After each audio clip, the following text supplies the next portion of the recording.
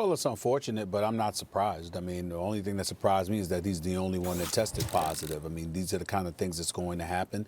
You have to anticipate it, and you have to conduct yourself accordingly. I sort of feel sorry for the New England Patriots to deal with the situation that they have to deal with, because they obviously had a game against the vaunted Chiefs, the reigning defending Super Bowl champions with the best quarterback in football in Patrick Mahomes. And not only do you have to play him, you have to travel to play him, and you have to travel essentially on the same day that you're going to play this team, or at least the day before. And you're traveling on two separate planes. You're going to be in a hotel, and then after that, you got to go play. And so there's some of the circumstances and the routine that you're obviously accustomed to that are not going to be applicable in this particular situation. So it definitely puts them at a decided disadvantage. We understand that. We certainly understand it, considering who they're going against. They certainly didn't need to be at this kind of disadvantage, but it's par for the course. It's what everybody understands is going on at this particular situation. He's the only one that tested positive. And as far as we know, no one else has tested positive as of yet. So we wish him nothing but the best. We wish him well, and we wish him a speedy recovery. But in the end, we can't sit up here and say that we're surprised, not with this pandemic going on. Matter of fact, we're shocked. If we were surprised by anything, it's that he's the only one on the team who tested positive. Yeah, I mean, if you wear a mask and socially distance, you reduce your chances that you get the coronavirus. Significantly, they say, yeah. Right. And by the way, a society that does that, or an area that does that, will show lower percentages of contagion than lower rates of contagion than other places. But it's not a guarantee. You can still have pockets of infection, even if precautions are taken. And so the fact that Cam has it, look, there are risky and less risky behaviors. During a pandemic, not during a pandemic, on the football field, not on the football field, in the training room, not in the training room. And this is one of the things that players are now going to have to factor in. And whether it's fair or not, here's what I see. Like, Tom Brady is on the field, and he's 3-1, and he just led a great comeback, and he looked really good. And Cam Newton, who looked like a possible MVP candidate, doesn't get on the field against the Chiefs. And it would have been really interesting to see. Can Cam look really good in a loss? Or can Cam actually get a win? It's not like the Chiefs are going to go undefeated every year. Can Cam actually get them over the top like he wasn't able to do in Seattle, as Brady was able to do yesterday? Not just come up just short like Dak did, but actually get your team over the top. Would have been interesting. And whether it's fair or not, whether it's based on more or less risky behavior or not, the fact of the matter is Brady is on the field winning, and Cam right now is on the sidelines. And as much as I framed this year as Brady versus Belichick, we are also looking at Cam and how the Patriots do with Cam. And so as of right now, it's bad luck, as far as I know, that Cam is infected.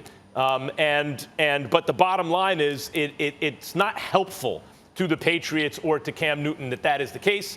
I'm not blaming anyone for it. I'm simply saying that injuries in the NFL, people are used to dealing with them.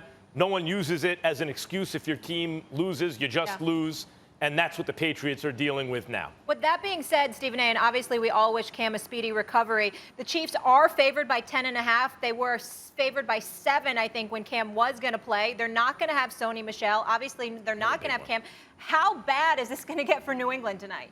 It could be very, very bad, but we also understanding it. If there was ever a situation or a scenario where you just throw it out the window and ignore it because of how bad something could potentially be, you certainly don't do that. I mean, right on this particular evening, the New England Patriots are playing with house money. No matter what happens in a bad way, we're going to look at them and say we understand. And if they're highly competitive, or dare I say they find a way to win this game, or at least keep it very, very close, we're going to revere the greatness of Bill Belichick and say this is just the latest testament to it, because they're not supposed to be able to pull that off. By the way, you got Brian Hoyer as your quarterback. We all know we don't think too much of him, but Stidham hasn't been the same since his leg injury in training camp or what have you, and as a result, Brian Hoyer is your number 2 because he knows the system, he's familiarized himself with it, et cetera, et cetera. But in the end, again, what can you say? And to me, it's not just about Cam Newton being out. It's about the conditions under which the team must work in light of his positive test.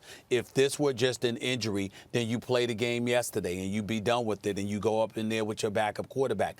But because he tested positive, the game had to be delayed. Why does the game have to be delayed? Because numerous people, in terms of your coaching staff, players, things of that nature, everybody had to be tested. And then obviously you have to delay your travel. You have to delay your arrival. You've got to spend time in a hotel.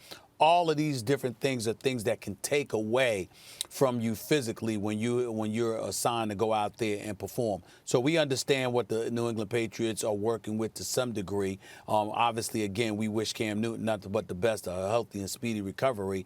But whatever happens to New England tonight, they're playing with house money. Because let's face reality, nobody expects anything from them when they go against these Chiefs. And no one's crying for Bill Belichick. We saw what Mike Tomlin did last year without his quarterback or his second string and at times his third string quarterback. They went 500. The Patriots are a game over right now. But it is a tough hit to take because you pointed it out, Stephen A. It's not just the quarterback who's been playing at or around MVP level. Like, if he continued to do what he's been doing, he'd be in the discussion. But it's also the running back that you drafted at the end of the first round a couple of years ago who really started to show recently, oh, wait a minute, there's something a little different there. And those are the corner pieces of the offense, which you now don't have, and you're facing the best team in football. Okay, coach, what you got? The greatest coach of all time. We expect to see the Patriots at least competitive here. Thanks for watching ESPN on YouTube. For live streaming sports and premium content, subscribe to ESPN+.